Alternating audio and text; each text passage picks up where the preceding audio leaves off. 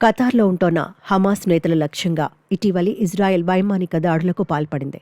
రాజధాని దోహాలోని హమాస్ రాజకీయ ప్రధాన కార్యాలయంపై అటాక్ చేసింది. ఈ దాడి తర్వాత అక్కడ భయానక పరిస్థితులు కనిపించాయి. దట్టమైన పొగ అలుముకున్న వీడియోలు సోషల్ మీడియాలో వైరల్ అయ్యాయి.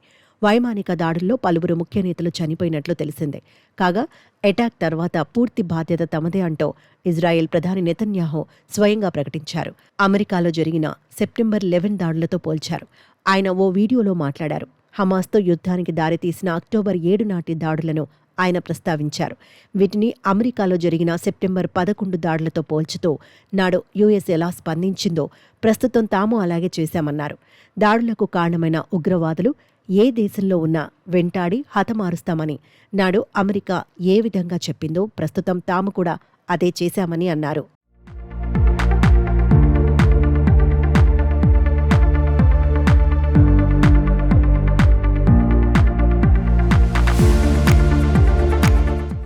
తాజాగా ఇవే దాడులపై అమెరికా అధ్యక్షుడు డొనాల్డ్ ట్రంప్ స్పందించారు. ఈ మేరకు ఇజ్రాయెల్ ప్రధాని నెతన్యాహుకి స్ట్రాంగ్ వార్నింగ్ ఇచ్చారు. ఖతార్ తమకు చాలా ముఖ్యమైన మిత్రదేశమన్న డొనాల్డ్ ట్రంప్ ఖతార్ విషయంలో ఇజ్రాయెల్ జాగ్రత్తగా ఉండాలంటూ సూచించారు.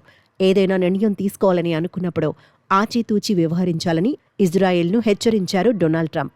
హమాస్పై ఎలాంటి చర్యలు తీసుకున్నా తమకు అభ్యంతరం లేదు కానీ ఖతార్ జోలికి మాత్రం వెళ్లొద్దన్నారు. గాజాలో కాల్పుల విరమణ కోసం అమెరికా చేసిన ప్రతిపాదనలపై చర్చించేందుకు గత వారం దోహాలో హమాస్ కీలక నేతలు సమావేశమయ్యారు. ఆ సమయంలో హమాస్ నేతలపై సమ్మిట్ ఆఫ్ ఫైర్ పేరుతో ఇజ్రాయెల్ విరుచుకుపడింది. కాగా ఇజ్రాయెల్ దాడిని ఖతార్ తీవ్రంగా ఖండించింది. ఇది పిరికి చర్య అని, అంతర్జాతీయ చట్టాలను ఉల్లంఘించడమేనని మండిపడింది. ఇజ్రాయెల్ అనాలోచిత చర్యలను సహించబోమని హెచ్చరించింది.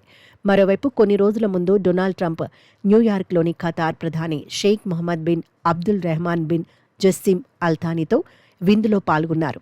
అప్పుడే ఖతార్ ప్రధానిని గొప్ప వ్యక్తిగా అభివర్ణించిన ట్రంప్ ఆయనకు దేశ ప్రతిష్టను మెరుగుపరుచుకోవాలని సలహా ఇచ్చినట్లు చెప్పారు.